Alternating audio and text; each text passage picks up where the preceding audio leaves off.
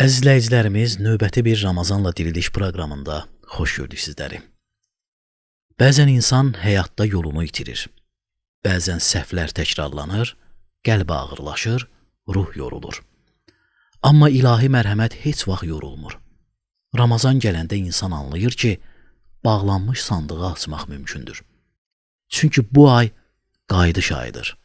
Bu ay insanın özünə və Rəbbinə dönmə zamanıdır. Tövbə sadəcə bir söz olaraq qalmır. Tövbə bir dönüşdür, bir qərardır, bir dirilişdir. Bugün biz Ramazanla dirilişdə tövbə haqqında danışacağıq. Xüsusilə də Ramazan ayında edilən tövbələrdən. Studiyamızın çox dəyərli qonağını təqdim etmədən öncə gözəl bir Qurani-Kərim tilavəti dinləyək, ondan sonra yenidən birlikdəyik.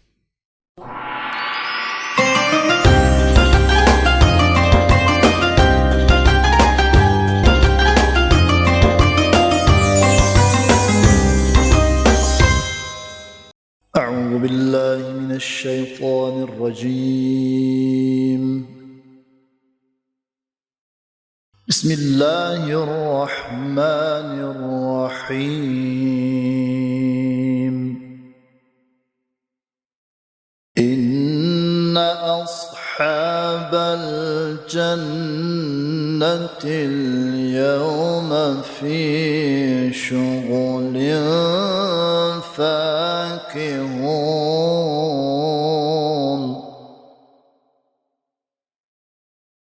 هم وأزواجهم في ظلال على الأرائك متكئون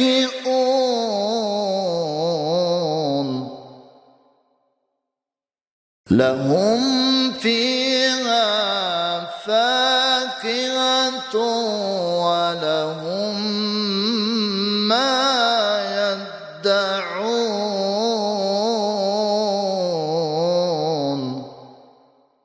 سلام قولا من رب رحيم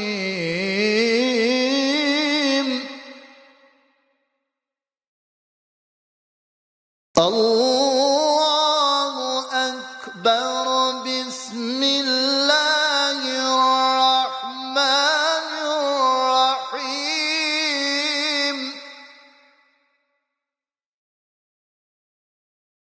إن أصحاب الجنة اليوم في شغل فاكهون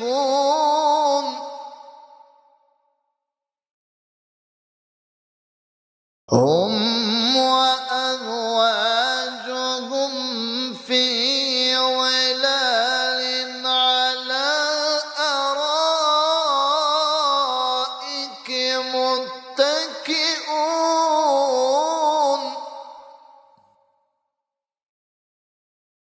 لهم فيها فاكهة ولهم ما يدعون سلام قولا من رب رحيم صدق الله العظيم.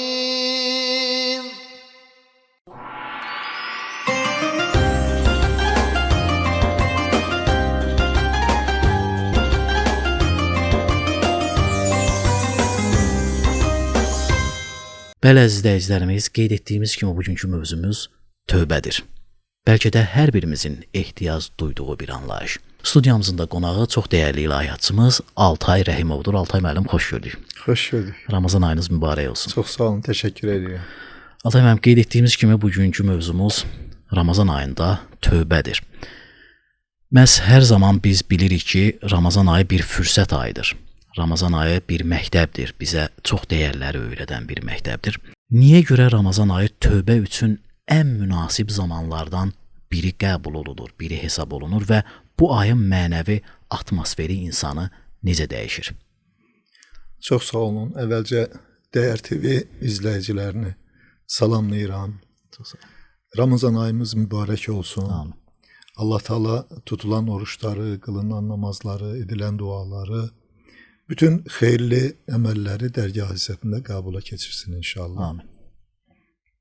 Əlbəttə Ramazan ayı elə bir aydır ki, Qurani Kərimin endirildiyi aydır buyurur Allah Azəmüşşan.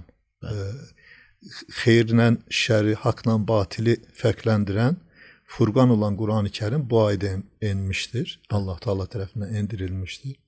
Yəni bu ayın tərifi, bu ayın fəziləti, bu ayın böyüklüyü, bu ayda edilən əməllərin daha digər zamanlardan daha fəzilətli olması bəlkə də müəyyən mənada təbii bunlar nisbidir.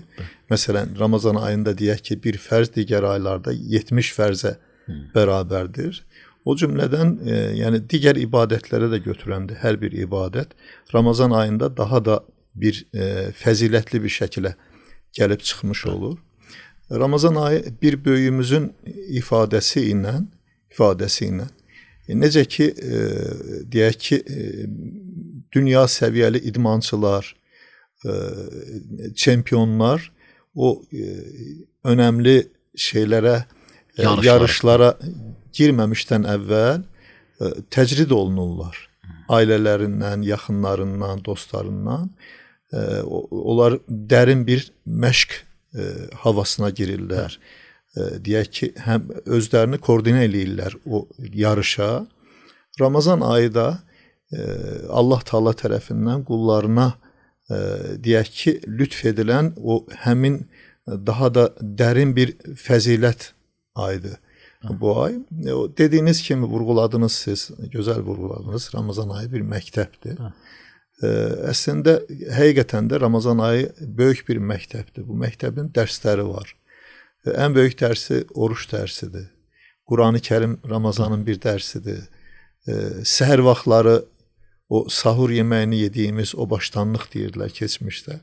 O bir başqa bir dərsidir. İftar başqa bir dərsdir. Təheccüd namazları, təravih namazları bunlar başqa bir dərsdir. O cümlədən də deyək tövbə iqlimi olaraq Ramazan ayı daha digər vaxtlara görə daha böyük fürsətlər qabağımıza çıxır.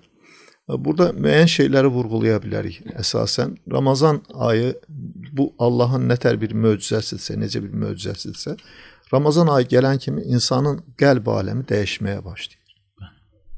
İnsanın ürəyi yumşalır. İnsan fərqli bir mühitə girir.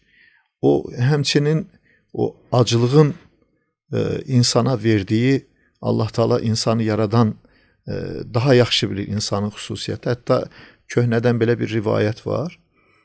Allah Taala deyir, insan nəfsini yaratdı. Dedi ki, sən kimsən? Dedi ki, sənsən də, mən də mənəm dedi. Ondan sonra dedi, bunu dondurun dedi. Dondurdular, ondan sonra dedi, sən kimsəndi? Sənsən də, mən də mənəm dedi. Ondan sonra bunu yandırın dedi. Yenə dedi, sən kimsən dedi.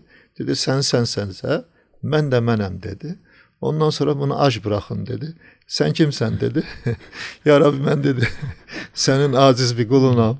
Sən də mənim Rəbbimsən dedi. Yəni insana acılıq fərqli bir şey verir, yəni əhvalı ruhiyyə verir.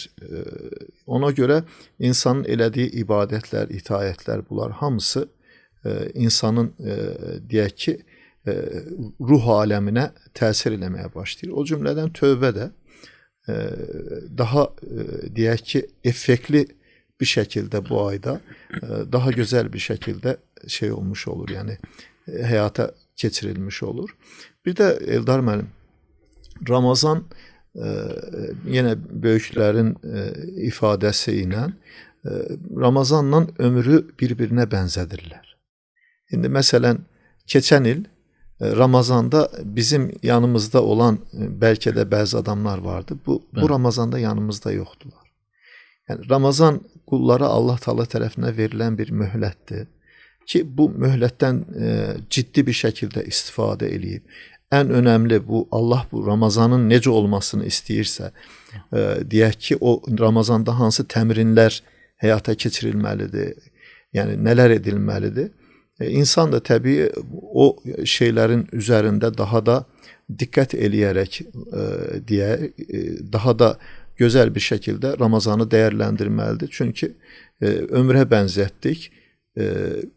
Allah istəyir ki, bizim Ramazanda etdiyimiz xüsusiyyətlər ömrümüzün digər vaxtlarına da yayılsın. Ömrümüz Ramazan halına gəlsin.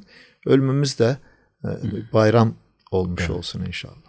Atam, qeyd elədiniz, insan nə donmaqdan qorxur, nə yanmaqdan qorxur, amma insan ən çox ac qalmaqdan qorxur. Yəni aclıq insana Rəbbinin Rəbb olduğunu, özünün də aciz olduğunu dərk elətdirir. Çox önəmli bir anlayışdır, çox önəmli bir fikirdir, düşüncə tərzidir.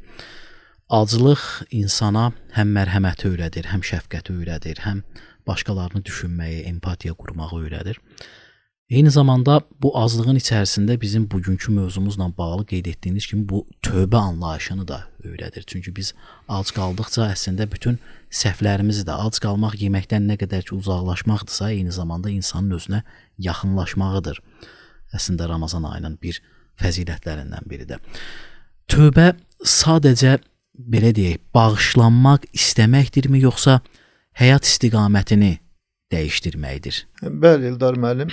Deməli, sualınıza cavab olaraq ta biz insanın ilk babasına yönəlirik, Həzrət Adəm əleyhissalama.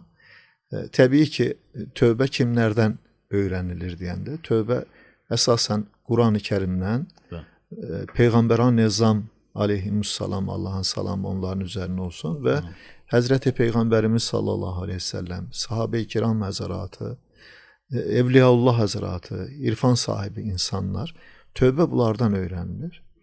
Allah Teala əzəldə hər şeyi gözəl bildiyi halda, təqdiri də özü etdiyi halda, amma dünya həyatına insanları göndərmək üçün cənnətdən Adəm əleyhissalama sanki zəlləni işlətdi.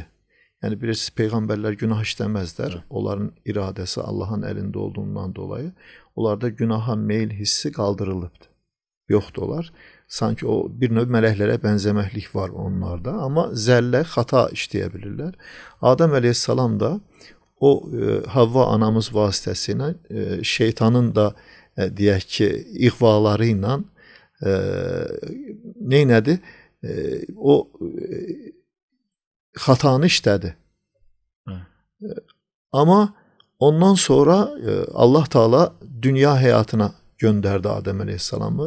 Rəvayətlər müxtəlifdir. Bəzi rəvayətlərdə 90 il, bəzi rəvayətlərdə 40 il Adəm əleyhissalamın Havva anamızla bərabər. Adəm əleyhissalam Hindistana, Serendibə, Havva anamız da Ciddiyə, Ərəbistana sürgün edildi və uzun müddət ağladılar.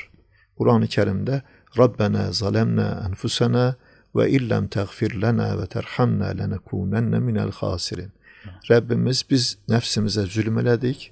Əgər sən bizi bağışlamazsansa və bizə mərhəmət etməzsənsə, biz zərərə uğrayanlardan, ziyana düşənlərdən olarıq deyə bir tövbə eləyir. Burada çox belə önəmli bir nüans var tövbədə. Adəm əleyhissalam xatasını boynuna aldı. Yəni Allah Taala'nın tövbədə istədiyi şey qulun xata etdiyini, səhv elədiyini, nöqsan elədiyini, yəni yaxşı bir iş görmədiyini səmimiyyəti ilə qəbul edilməzdir. Halbuki şeytana baxırıq, iblisə baxırıq, yəni ayət kəlmələr, hədis-i şəriflər, şeytan boynuna almır xata elədiyini. Allah Taala'ya üsyan eləyir. Allah məlumdur ki, Adəm əleyhissalama səcdə etməsini istədi. O da mən oddanam, o torpaqdandır dedi. Kibirləndi, səcdə eləmədi.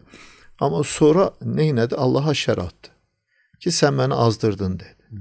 Yəni şeytan da, iblis də Adəm əleyhissalam kimi hərəkət eləmədi. Bəlkə də iblis mələklərin müəllimi idi, ustadı idi. Bəlkə də o təbii ki, belə deyil, amma o səhvini boynuna alsaydı Allah onu bağışlayacaqdı bəlkə də. Amma təbii Allahın təqdiri yenə o özündən görmədi. Adəm əleyhissalamın bağışlanmasının səbəbi səmimiyyəti və xatanı öz nəfsindən görməsi, öz boynuna alması oldu.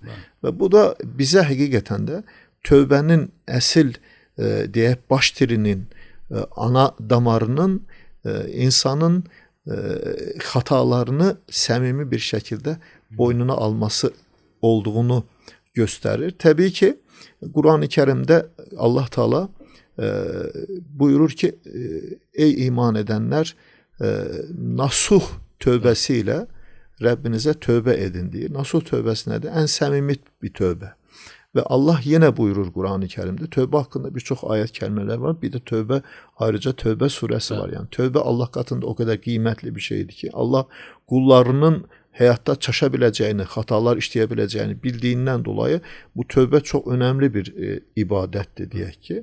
Allah yenə buyurur ki, Allah Taala çox-çox tövbə edənləri və çox-çox təmizlənənləri sevər buyurur Allah Taala. Demək, tövbənin əsl qəbul edilməsinin deyək ki, əsas şərti, ana şərti insanın səmimiyyətidir. Və bir də tövbənin İslam alimlərinə görə müəyyən şərtləri var ki, tövbələr necə olmalıdır? Tövbə bir kərə, tövbə kəlmə olaraq, tövbə kəlməsi qayıdış dönüş demək. Yəni insanın yəni həyatında bəlkə də dönüşün olması nöqtəsidir. Tövbə demək. Qayıdışdır.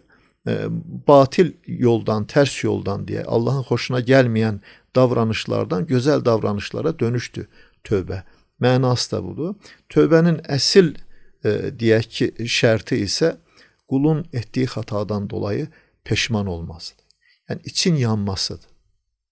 Yəni insan etdiyi xatadan dolayı peşman olursa, içi yanırsa, bu nə olur? Həqiqi bir tövbə olmuş olur. Bundan əlavə tövbənin başqa şərtləri də var. Nələrdir? Əgər bir xatalı, bir pis deyək ki, davranış, yanlış hərəkət eləyibdisə, onları düzəltmiş olur qul deyək ki.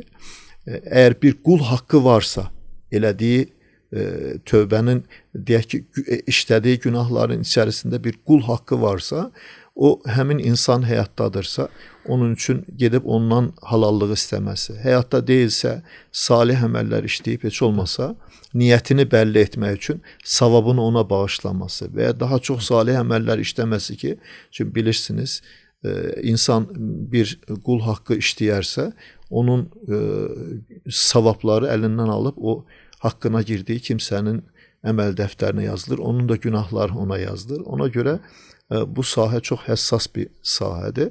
Bir də tövbənin sonuncu şərti də əzmlə, qeyrətlə çalışmaq ki, bir daha etdiyimiz xatanı, o Allahın xoşuna gəlməyən əməli bir daha işləməməyə əzmlə qərar verməkdir deyə düşünürəm. Çox önəmli bir xüsusa diqqət çəkdiniz Altay müəllim. Orada tövbə belə bir anlayışdır ki, yəni biz bilirik ki, getdiyimiz yoldan, yəni yanlış yoldan geri dönüş nöqtəsidir əslində tövbə. Bunu da biz öz həyatımızda da görürük. Bir naviqasiyada gedəcəyimiz yeri qoyuruq, gedirik, yolu birdən səhv keçdiyimiz zaman bir də növbəti bir U dönüşünü istəyirik ki, və o dönüşə qədər gedəcəyimiz məsafədə biz həm vaxtımızı itiririk, həm deyək enerjimizi itiririk, həm bəlkə də taksi ilə gediriksə pulumuzu itiririk. Yəni hardan daha tez dönsək, bu bizim üçün daha U dönüşünü vaxtında eləmək lazımdır. İslam düşüncəsində, İslam belə deyək literaturunda, yəni Allah-u Teala tövbələri nə qədər qəbul edir? Yəni insan, biz Peyğəmbər sallallahu əleyhi və səlləmin də hədislərinə baxdığımız zaman görürük ki, Peyğəmbərimiz hətta buyurur ki, insanın o nəfəs boğaza yığılana qədər edəcəyi tövbəni belə Allah qəbul edir. Yəni bu tövbənin zamanı, məqamı, dəfəsi, bayaq qeyd elədiniz o tövbətən nasuha, bir də geri dönülməyəcək bir tövbə məsələsi. Biraz da buna aydınlıq gətirsəz. Demək, Həzrət Peyğəmbərimiz sallallahu əleyhi və səlləmin həyatda ən çox sevdiyi insanlardan birisi, hətta vəfatına yas saxladığı insan Həzrət Həmzə radiyallahu anh əfəndimizdir. Hətta Peyğəmbərimiz sallallahu əleyhi və səlləm övladları vəfat edib, onlara yas tutmayıb, amma Həzrət Həmzəyə yas tutur. Həzrət Həmzə, Allah ondan razı olsun, İslamiyyətdə həqiqətən də İslamiyyətin yayılmasında, İslamiyyətin ayaqda durmasında çox önəmli rolu olan bir şəxsiyyətdir və Həzrət Həmzəni də şəhid eləyən Vəhşi radiyallahu anh'dır. Yəni sahabə olduğu üçün biz ona radiyallahu anh deyirik və Həzrət Həmzəni şəhid etməklə yetinməyib bu adam. Hətta onun iç orqanlarını da dağıdır.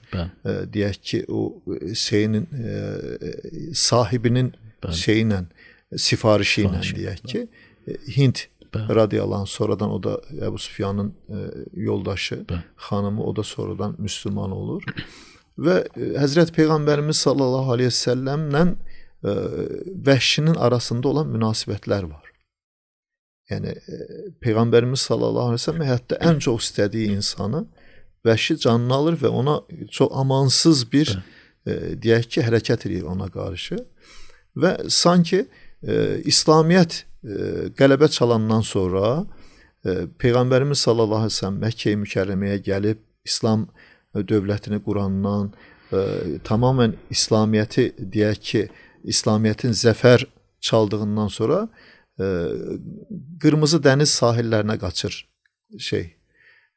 vəhşi və Peyğəmbərimiz sallallahu aleyhi ve sellem onu dəvət edir ki, sən də gəl müsəlman ol. O qorxur, amma bir garanti də istəyir ki, yəni bəlkə gəlsən məni öldürəcəklər, şeyləyəcəklər, cəzalandıracaqlar. Sonda Allah Taala ayət kərimə indirir. Bismillahirrahmanirrahim. Qul ya ibadiyellezine əsrafu min enfusihim la taqnatu min rahmetillah. İnnallaha yaghfiru zunuba cemi'a. İnnehu huvel gafurur rahim. Sadaqallahul azim. Sən deyir, günahda həddi aşan qullarıma söylə ki, deyir, onlar Allahdan ümidlərini kəsməsinlər. Çünki Allah Taala bütün günahları bağışlayandır. Yəni Allah bir limit qoymayıb, məsələn deyək ki. Yenə bir Buxari şərifdə keçən bir hədis şərif var, məşhur hədis şərif, hamının bildiyi, tam məqamı gəldiyinə görə söyləyirəm onu. Keçmiş ümmətlərdən Resul Əkrəm Efendimiz buyurur ki, bir adam var idi, 99 adam öldürmüşdü. Yəni adam işi peşəsi deyə adam öldürmək olub və bir alimin yanına gəlib deyir ki, mənə bir qapı varmı deyir. Alim də deyir ki, neynəmsən? Deyir, bəs bu qədər adam öldürmüşəm. Deyir, yox artıq, alim də indi nətər bir alim olursa. Həmən onu da öldürür, deyir, bu da 100-cü olsun, deyir. Amma sonra araşdırmadadır, yəni vicdan azabından ötəri narahatdır. Yenə bir çox salih bir insanın adresinə göndərirlər bunu. Gedir, bəs səmimi, amma adam səmimidir, yəni istəyir ki, bir dönüş olsun, yəni. Gəlir onun yanına, deyir ki, bəs mənə bir qurtuluş yolu varmı, yəni bir çıxış yolu varmı? Həmin salih bəndə, irfan sahibi, Allah dostu insan baxır, təbii Allahın nuru ilə baxırlar o insanlar, Allah dostları. Var deyir, sənə bir çıxış yolu var. Sən deyir, bu etdiyin yaramaz hərəkətlərin hamısına dedi, tövbə edərsən, amma sənin yaşadığın yer yaxşı insanların yeri deyil. Oradakı insanlar pozğun insanlardır. Sən filan məmləkətə get deyə buna bir adres verir. Bu da həqiqətən tövbəsini eləyir, peşmançılığını içində çəkir və həmin məmləkətə tərəf yol getməyə başlayır. Allahın işi yolda bunun ömrü tamam olur, vəfat eləyir. İnsan ölərkən buyurulur ki, onun canını rəhmət mələkləri yaxşı insandısa alır, pis insandısa əzab mələkləri alır. Rivayət olunur ki, hədisdə rəhmət mələkləri ilə əzab mələkləri arasında sanki mübahisə düşür. Bunlar deyirlər, bu qədər günah işlədi, biz canını alacağıq. Rəhmət mələkləri də deyir ki, yox, bu tövbə elə daxı. Allah'a dönüş elədi. Allah bunu yəqin ki bağışlayacaq. Çünki Allah Təvvabur Rahimdir deyir. Allah bir limit qoymur ki Quranda filan qədər. Allah sadəcə deyir şirklə gəlməyin deyir. Küfürlə gəlməyin. Qalan nə ilə gəlirsə gəlin bağışlayaram deyir. Sonra aralarında belə bir qərara gəlirlər ki, bunun çıxdığı o günah işlədiyi yer yaxın məsafədirsə, əzab mələkləri canını alsın. Getdiyi yer yaxındırsa, rəhmət mələkləri canını alsın. Və Allah Taala arzı deyir, uzadır çıxdığı yeri. Sanki o çıxdığı yer daha yaxın imiş. Allah oranı uzadır, getdiyi yer yaxın olur və bunun canını rəhmət mələkləri alırlar. Bunlar hamısı göstərir ki, Eldar müəllim, yəni Allah Taala qullarını bağışlamaq istəyir. Yenə bir hadisə, çox belə təsirli bir hadisə var. Onu da söyləmədən keçə bilməyəcəm Eldar müəllim. Həqiqətən mənə hər dəfə o hadisəni xatırladığımda çox təsir edən bir hadisədir. Resul-i Ekrem Efendimiz sallallahu aleyhi ve sellemin yanına bir gün bir qadın gəlib, deyir, ya Resulallah deyir, mən zina elədim deyir, amma mən iman əhliyəm deyir. Bu elədiyim hərəkətin pis əməl olduğunu bilirəm. Allah nə cəza buyurubsa, mənə cəzasını ver deyir. Resul-i Ekrem Efendimiz sallallahu aleyhi ve sellem övlad olubmu deyir bu şeydən dolayı. Olmayıb deyir, mən hamiləyəm deyir. Get deyir, övlad olsun, ondan sonra gələrsən deyir. Qadın gedir, amma qadın çox belə qətiyyətli bir halı var. Qayıdıb gəlib deyir ki, ya Resulallah deyir, övlad oldu deyir, mənim cəzamı ver deyir. Resulullah sallallahu aleyhi ve sellem Efendimiz, yaxşı mən sənə cəza versəm deyir, ona kim baxacaq? Sən deyir, get ona bax kinən deyir. O böyüsün deyir, ondan sonra gələrsən cəzanı verin. Burada çox incə bir nüans var. Yəni, sanki Resulullah sallallahu aleyhi ve sellem Efendimiz Allahın onun tövbəsini qəbul elədiyini düşünür. O mərhəməti, o səmimiyyətli, təbii çox yumuşaq ürəyi var Allah Resulunun. Qadına cəza vermək istəmir, amma qadın da qətiyyətlidir, işi axirətə saxlamaq istəmir. İstəyir ki, buradan neynəsin, təmiz geçsin. Sonra gəlir Resulullah sallallahu aleyhi ve sellem Efendimizin yanına deyir ki, ya Resulallah deyir, uşaq da böyüdü deyir, mənim cəzamı ver deyir. Resulullah sallallahu aleyhi ve sellem artıq deyək ki, şəriətdə olan həddi uyğulayırına, qadını daşqalaqlayıb, deyək ki, öldürürlər, cəzasını verirlər. Amma çox interesli bir, o maraqlı bir məqam var orada. Resulullah sallallahu aleyhi ve sellem Efendimiz qadının kəfənlənməsi, onun cənazə işlərini hamısına özü rəhbərlik edir və cənazə namazını da özü qıldırır. Onda sahabilər sanki hamısı başlayırlar cırramağa ki, ya Resulallah deyən, sən bir zaniyə, zinakar xanımın cənazə namazını mı qıldın deyir. Aleyhisselatü Vesselam Efendimiz çox dəhşətli bir cavab verir orada. O deyir ki, o qadının deyir, tövbəsi deyir, Qureyşlərdən deyir, 40 kişinin edəcəyi tövbədən daha güclü bir tövbə idi. Yəni Allah Taala gündüzləri buyurulur ki, günah işləyənlərə gecə əlini açır. Gecələri günah işləyənə gündüzləri əlini açır ki, qullar tövbə eləsinlər, Allah Taala bağışlasın. Yəni belə çox mərhəmətli bir Rəbbimiz var. Sən də Mevlana'nın bir sözü var, Allah ondan razı olsun, rahmetullahi aleyhi. 100 kərə, 1000 kərə də tövbəni pozsan yenə gəl deyir. Yəni bu şeylər elə belə şey deyil. Yəni insan xata eləyə bilər, insan günah işləyə bilər. Qullar onu bağışlamaya bilər, amma Allahın mərhəməti namütənahidir, sonsuzdur. Yəni Allah bütün günahları bağışlamağa qadirdir. Elə bu məqamda bir müdriyin bir sözü yadıma düşdü Altay müəllim. Bir müdrikdən soruşurlar Allahla münasibətin necədir? Allahın sənə qarşı münasibəti necədir? O belə cavab verir ki, mən hər daim görürəm ki, mənim günahlarıma qarşı etdiyim səhvlərə qarşı Allah mənim boğazımdan yapışacaq. Amma Allah hər zaman mənim əlimdən tutur. Yəni Rəbbimiz qeyd etdiyiniz kimi Rəhman və Rəhimdir, mərhəməti böyükdür və tövbələri də qəbul edəndir. Siz necə dəyərləndirirsiniz Altay müəllim? Bu Ramazan ayının bu mənəvi gücündən istifadə edərək bu tövbələrə istiqamətlənməsi baxımından izləyicilərimizə nə tövsiyələr verərdiniz? Vallahi Ramazan ayı böyük bir fürsətdir Eldar müəllim. Yəni insan əslində tək tövbə dedik dönüşdür, qayıdışdır, amma ümumiyyətlə yəni geniş mənada götürsək, Ramazan ayı bayaq dediyimiz, yəni biz bilmirik gələn Ramazana biz çıxacağıq, çıxmayacağıq. Ramazan ayında biz daha mənəvi cəhətdən özümüzü gücləndirməliyik. Və Ramazanda da belə bir mənəvi bir atmosfer var. Nəfis Ramazanda həqiqətən islah olur. Yəni Ramazanda etdiyin tövbəni amma ömrünün digər vaxtlarına yayman lazım. Yəni məsələn böyüklərdən soruşurlar ki, mən orucumun, Ramazanımın qəbul edilməsini hardan, necə anlaya bilərəm? Onlar da buyururlar ki, Ramazandan sonraki həyatıva bax.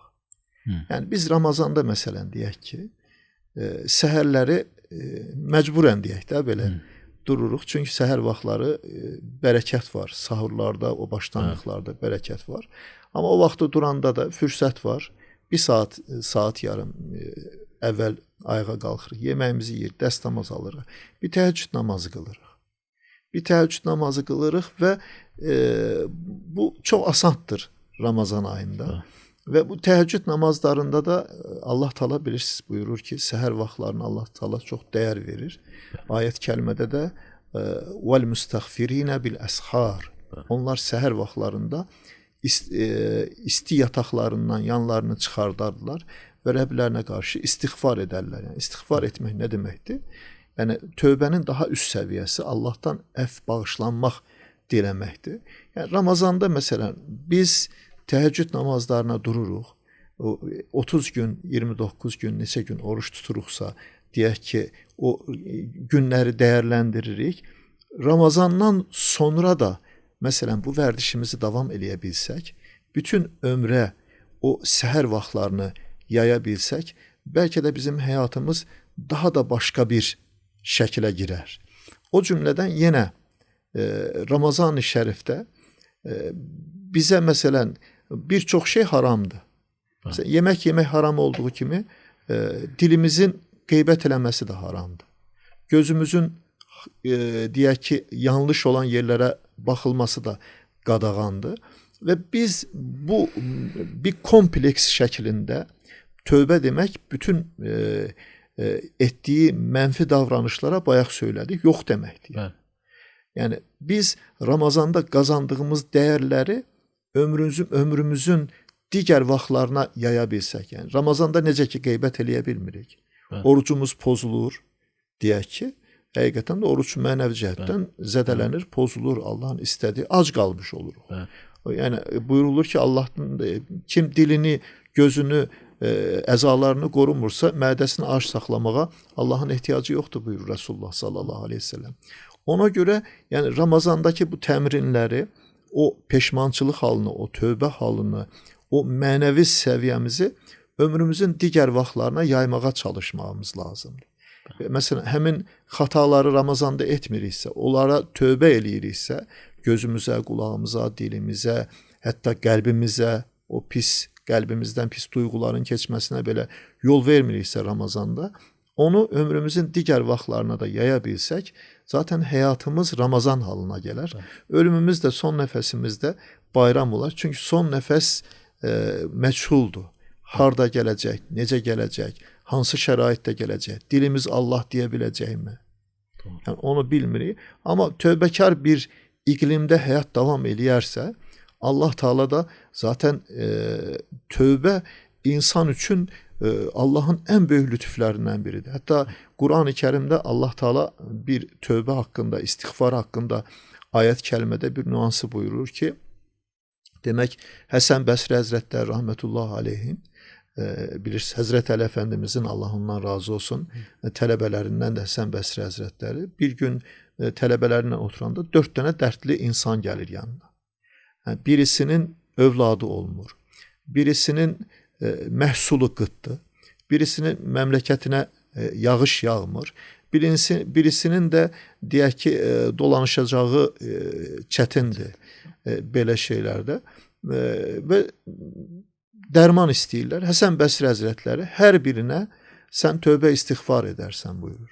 Sən tövbə istiğfar edərsən, sən tövbə istiğfar edərsən, sən tövbə istiğfar edərsən deyə buyurur. Gedirlər. Adamlar gedəndən sonra Həsən Bəsri Həzrətlərinin tələbələrindən birisi qayıdıb deyir ki, əfəndi deyir, 4 fərqli dərdə eyni dərmanı dediniz. Bunun şeyi nədir? Mənasını bizə izah edə bilərsinizmi? Həsən Bəsri rahmetullah qayıdıb söylüyor ki, oğlum sən heç Quran oxumadın mı? Allah deyir Quran-ı Kərimdə buyurur ki, siz deyir Allaha qarşı tövbə istiğfar edərsəz, Allah səmadan sizə yağışlar, yağmurlar endirər, yerdən nəbatat bitirər, gözəl deyək ruzular nəsib eləyər və xeyirli övladlar verər. Yəni tövbə əslində Eldar müəllim, yəni havanın oksigeni kimi bir şeydir. Yəni, bunu Peyğəmbərimiz sallallahu aleyhi ve sellem mən gündə 100 kərə və ya daha çox tövbə edirəm, istiğfar edirəm. Yəni onun həyatında tövbənin xüsusi bir yeri var. Yəni ona görə tövbə insanın yamıq yumuğunu, əyri yerlərini düzəldir. Uxley kimi olması deməkdir inşallah. Aldaməm, belə bir söz var. Deyirlər insan xəstələnir, xəstələnəndən sonra özünü sağaltmaq üçün həkimlərin yanına gedir və bir müalicə alırıq. Yəni xəstələnirik, xəstələnəndən sonra bir müalicəyə tabe tutuluruq. Bu çətin bir prosesdir. Yəni xəstələnmək, sonradan müalicə almaq. Ona görə də deyirlər, əgər xəstələnməmək üçün özünü xəstəlikdən qorumağın lazımdır. Yəni o xəstəliyə səbəb olacaq vərdişlərdən uzaq durmağın lazımdır. Son olaraq izləyicilərimizə tövsiyələriniz nə ola bilər? Adam Ramazan ayında tövbəsini etdi və digər aylarda da o tövbəni sağlam saxlamaq üçün, yaxşı vərdişləri davamlı etməsi üçün, bir də həmin o pis yollara, istiqamətlərə yönlənməməsi üçün nələrə diqqət etsinlər və son olaraq sizin öz tövsiyələriniz nələr olardı? Demək, Eldar müəllim, bir hədis-i qudsi var. Məşhur Buxarıda keçən hədis-i qudsidir. Yəni Allahın kəlamıdır. Peyğəmbərimiz sallallahu aleyhi ve sellemin dilindən tökülən Allahın kəlamıdır. Allah bir hədis-i qudsidə buyurur ki, kim mənim bir dostuma sataşarsa, mən ona hərb açaram, müharibə elan eləyərəm. Biləsiniz ki, mən Allah azimuşşan, mənə yaxınlıq yalnız əmr etdiyim əməllərlə olar, fərzlərlə olar. Amma bir qulum mənim əmrlərimi yerinə yetirməklə bərabər, yasaqlarımdan, qadağanlarımdan çəkinməklə bərabər, bir də Peyğəmbərimin əməllərini, nafilə əməlləri işləyərsə, o qulumu sevərəm. O qulumu sevdimmi, onun görən gözü, eşidən qulağı, tutan əli, yürüyən ayağı, düşünən ağlı və hiss edən qəlbi olaram deyir. Və o qulumu mühafizəm altına alaram və mənim üçün ən çox sevmədiyim şey deyir, o qulun canını almaqdır. Çünki o yaşamaq istəyər. Mən də qədərim gərəyi onun canını alaram. Yəni Eldar müəllim, Həzrəti Rəsul Əkrəm Əfəndimiz sallallahu aleyhi ve sellemin həyatına baxmaq, sahabələrin həyatına baxmaq, onların günlük etdikləri əməlləri mümkün qədər təbii, onlar kimi ola bilmərik. Onlar kimi olmaq çox çətin məsələdir. Səbəti alıb ulduzları yığmaq kimi çətin işdir. Amma bir bənzərini, bir oxşarını həyatımızda tətbiq eləyə bilər. Məsələn, Ramazan-ı Şərifdə biz Quran-ı Kərim oxuyuruqsa, deyək ki, gündə bir cüz Quran oxuyuruq ki, 30 gündə 30 cüz Quran oxuyub Quran-ı Kərimi xətm eləyək. Ramazanın qeyrisində bir cüz oxuya bilməsə də, yarım cüz Quran-ı Kərim oxuyaq. Məsələn, təheccüd namazlarına qılmağa qeyrət eləyək. Namazlarımızı cəmaatla qılmağa qeyrət eləyək. Namazda məsələn Allah nə tər bir namazı qəbul edir? Qad əfləhəl müminun əlləzinəhum fi salatihim xaşun. Möminlər qurtuluşa çatdılar, onlar namazlarında xuşu içərisindədirlər. Yəni, namazlarımızı xuşunla qılmağa çalışmaq. Məsələn, Ramazan-ı Şərifdə cömertliyimiz vardısa, birilərinə iftar elətdirirdiksə, Allah yolunda infak eləyirdiksə, zəkata gücümüz çat zəkat verirdiksə, yaxşı əməllər işləyirdiksə, heç olmasa onun bir bənzərini Ramazan xaricində də eləyib, ömrümüzü Ramazanlaşdırmağa çalışmaq. Çünki Allahın da istədiyi budur. Allah davamlı hər il bizi deyək ki, o həmin mühitə salır və bizi sanki motivasiya eləyir ki, bizim ömrümüz mömin ömrü kimi keçsin və sonunda da Allahın rizasına deyək, qazanıb bu dünyadan köçmüş olaq. Ona görə salih əməllərə, salih insanların işlədiyi əməllərə, salih mühitlərə diqqət eləmək. Çünki insan dostunun dini üzərində bu.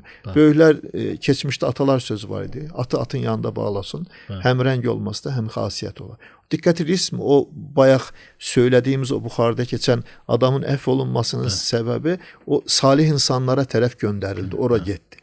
Yəni biz də yaxşı insanlarla durub oturacağıq. Yəni bizə deyək ki, müsbət enerji ala biləcəyim, bizi Allaha, Peyğəmbərə, gözəlliyə, gözəl əxlaqa, tərbiyəyə, dürüstlüyə, cömertliyə, yəni insanların sevdiyi əxlaqa deyək, yaxın aparan kimsələrlə ünsiyyət saxlayacağıq, salih əməllərdən işləyəcəyik. İnşallah Allah Taala'dan da təbii ki, ümidimizi kəsməyəcəyik. Çünki Rəbbimiz çox mərhəmətli, çox bağışlayıcıdır, çox yumuşaqdır. Adları, mübarək isimləri, Allahın Rauf ismi var ki, məsələn, çox yumuşaq. Həlim ismi, Halim, çox həlim deyir ya bu. Aşın həlimi o qədər yumuşaq olur. O da Allahın Halim adı da həqiqətən də çox yumuşaqdır Rəbbimiz. Bizləri sevir. Allah istəyir ki, bizləri əfv eləsin. Müxtəlif də bəhanələr qoyur bizim qabağımıza ki, biz də o qapılardan girək, Allahın rizasına çatmış olaq inşallah. Son olaraq bir şey söyləmək istəyirəm. Ayət kəlmədə Zümer surəsində Allah Taala o cənnətə girən insanları vəsf eləyir. O cənnətə girən insanlara cənnətin qapısında duran mələklər deyirlər ki, ayət kəlmədə orada bir ayət kəlmənin bir qismini söyləyirəm. Selamun aleykum tibtum fədxuluha xalidin.